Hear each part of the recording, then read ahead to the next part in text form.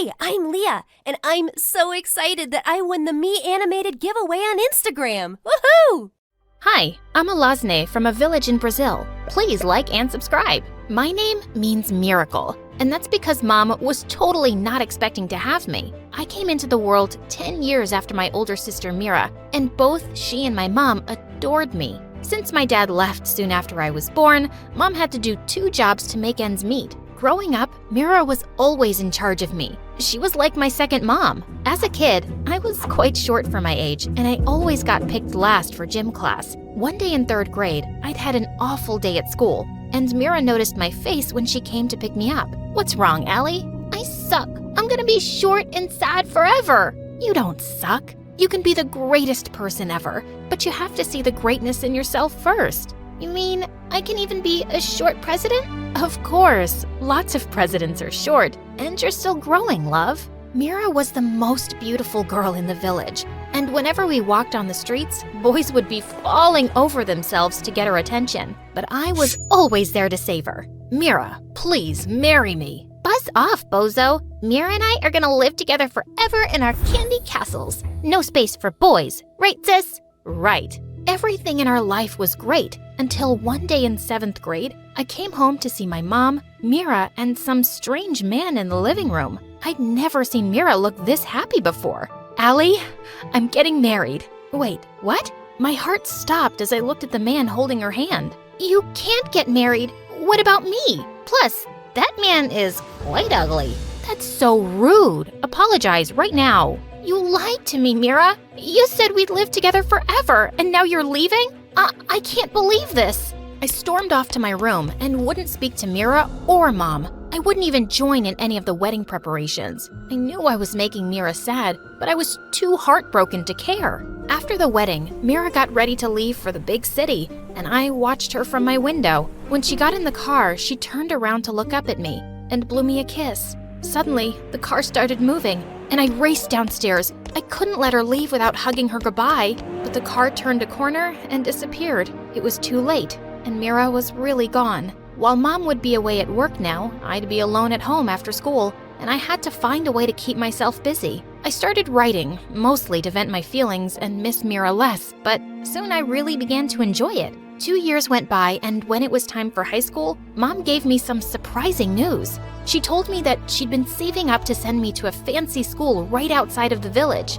"But that must be really expensive, Mom." "I can manage it, don't worry. You're so smart, Allie, and I want you to have the best." A few days later, I was busy writing when I suddenly looked out the window to see a boy on a horse plucking apples from our tree without even asking. I wasn't letting him get away with this. I grabbed some eggs from the table and ran after him, flinging them straight at his head. "Oh my God, are you crazy? What do you think you're doing?" The boy jumped off his horse and came towards me, and I noticed that he had the most extraordinary eyes, one green and one blue. "How dare you take those apples without our permission?" "Girl, do you have any idea who I am? You can be the Sultan of Morocco for all I care. I'm from the Carlos family. My parents practically own this village." "But you don't own this apple tree, and you don't own my house, so you're stealing and trespassing, sir." The boy stared at me and then smirked. "You're a little firecracker, aren't you? And you've got great aim for someone with such short arms." Before I could reply, he dropped the apples and walked off. Ugh, just wanted to punch his face with my tiny fists. But if he was telling the truth, the Carlos family did own the village, and I hoped I hadn't gotten me and Mom into trouble. A day before my new school was starting, I was beginning to feel more nervous than excited. The place would be full of rich kids, and I'd really stick out in my old clothes and shoes. But that evening, a huge package arrived at our door. I opened it, and inside was the most beautiful jacket ever. First days can be hard, but never forget how amazing you are. P.S. I'm sorry I missed Christmas again. Love, Mira. I was so happy I had something lovely to wear. Mira and I rarely talk these days because she hadn't visited once, and now had a baby that always kept her busy. But I couldn't be mad at this gift. I walked into the huge school building feeling confident, and my first day was actually going great. Until I went to the cafeteria.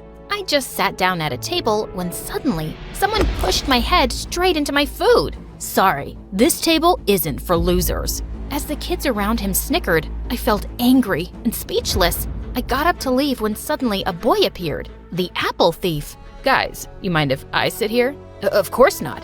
Please, join us. Well then, my friend sits with me. He gently took my arm and led me back to the table. I played along with his act, but as soon as recess was over, I turned to him. You didn't have to do that. I can take care of myself. Oh, I know that. Look, we didn't get off to the best start, and I'd like for us to start over. So, what do you say? Friends?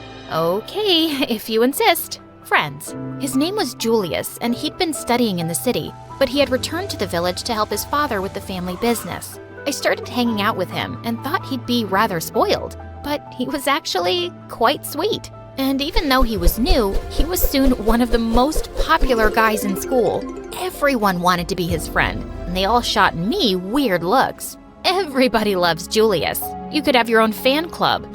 It's not me they like, it's my parents' money. They're also wondering why you're friends with the poor short girl. Why are you friends with me, man? Because you wouldn't be fake with me, even if I was the Sultan of Morocco. By the time high school was ending, Julius and I were best friends. I secretly had the biggest crush on him, but I would never say anything. I knew he'd never see me like that. One afternoon, I was walking back home after some errands when I spotted Julius in the park with this really pretty girl on his arm, and I felt my heart sink. Julius waved me over and introduced the girl as his dad's business partner, Sabrina. He asked me to join them as he showed her around, but I muttered some reply and quickly left. She was everything I could never be, and that hurt. For the next few days, Sabrina was stuck to Julius like a fly, and I made every excuse I could to avoid them. But one day when I was home alone, I heard a knock at the door and found Julius outside. Am I imagining it, or are you avoiding me? Why would I do that? I'm just busy. Busy or jealous? What? Why would I be jealous? Maybe because you have feelings for me and don't like seeing me with Sabrina? Jeez, you're so full of yourself. I don't like you, not one bit. You can marry her for all I… Just then, Julius pulled me close and kissed me. I love you, Allie. I always have, but I was never sure if you did.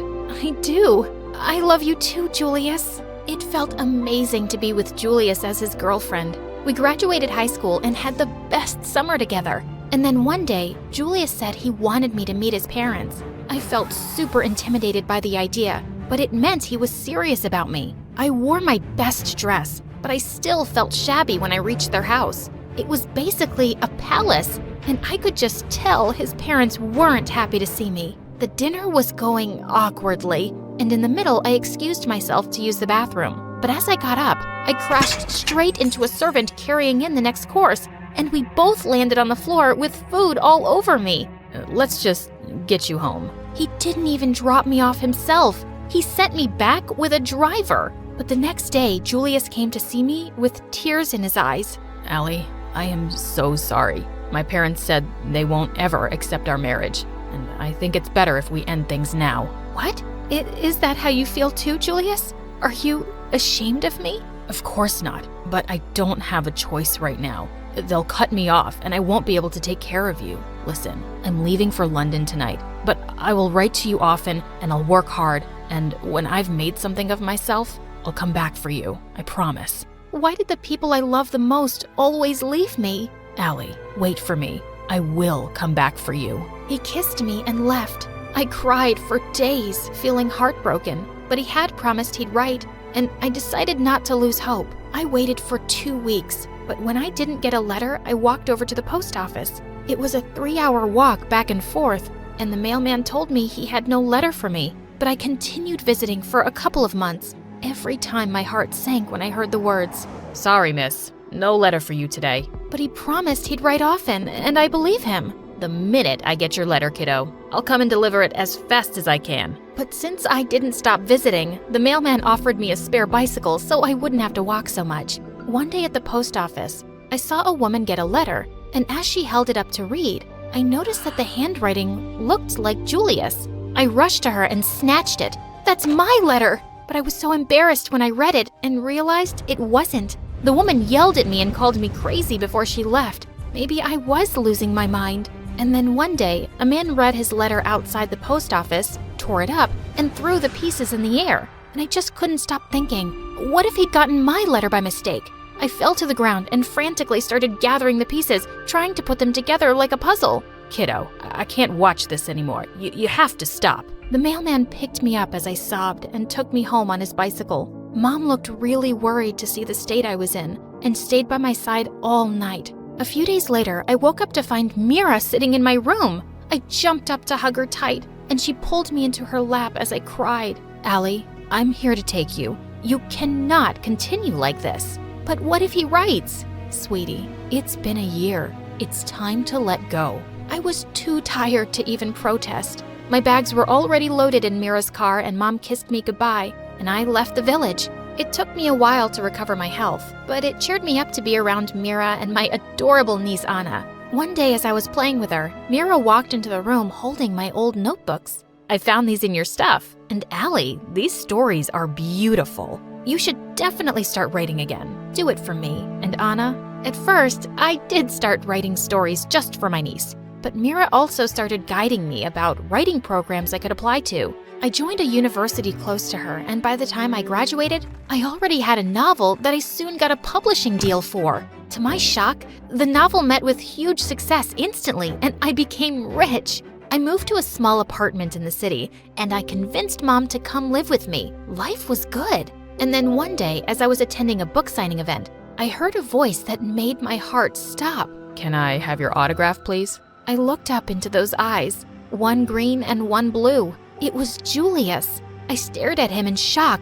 and then I felt a wave of rage. Without a word, I picked up my bag and left the event from the back exit. But he followed me. Allie, wait. Please, just listen to me. How dare you show up just like that? You have no right to speak to me, and I don't want you anywhere near me. Leave me alone, Julius, or I will scream for help. But he blocked my way and took something out of his coat pocket, which he shoved into my hands. These are all my letters, Allie. I wrote to you, just like I promised. You just never got them. I stared at the letters and then started to cry. Julius led me to a bench, and as we sat down, he explained everything. I was devastated when you never replied. I thought you'd decided to forget me and move on. And then my mom told me you'd gotten married and left the village, and I gave up completely. But a few months ago, I finally came back home because my dad died. And Allie, I found all my letters in his closet. Mom confessed that Dad had bribed and threatened the village mailman to make sure my letters never reached you. I couldn't believe that we'd gone through years of heartbreak and anger because of his evil parents. And I had been right to believe in him. I've missed you more than I can ever say. I know exactly how that feels, Allie. And with that, he kissed me, and we held each other close for the longest time. We got married soon after, and it was the happiest day. Life with Julius was amazing, and I was so excited to have kids soon. But one evening, he came home with a really serious face. Allie, there's something I've been meaning to tell you. I can't have kids. The doctors told me a while back. I just didn't know how to tell you. I felt my world crashing down. You knew before we got married? How could you keep something like that from me? Did you just come back into my life to hurt me? Before he could even say anything, I left the house in tears and went straight to Mira. I told him not to contact me for a few days as I thought things through. I'm not angry because he has a problem. I'm angry because he kept it from me. I don't know if I can forgive him. Of course you can, And you will. It's Julius. After everything you've been through, you're finally together. And I guess he was just afraid to lose you. You can make this work, Allie. She was right, as usual. I went back home to find Julius standing on the balcony, and I took his hand. Julius, we'll adopt kids, as many as we want. As long as we're together, I don't care about anything else. I love you. Oh, Allie, I love you too.